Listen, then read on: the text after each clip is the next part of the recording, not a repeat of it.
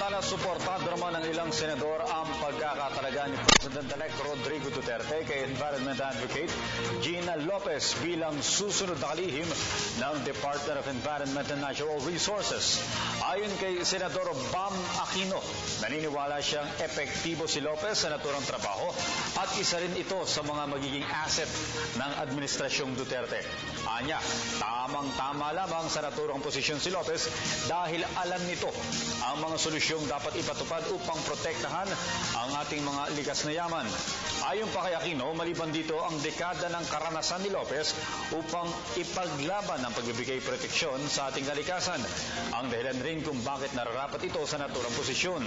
Nagsilbi si Lopez bilang chairman ng Pasig River Rehabilitation Commission at ito rin ang naglunsad ng Bantay Kalikasan.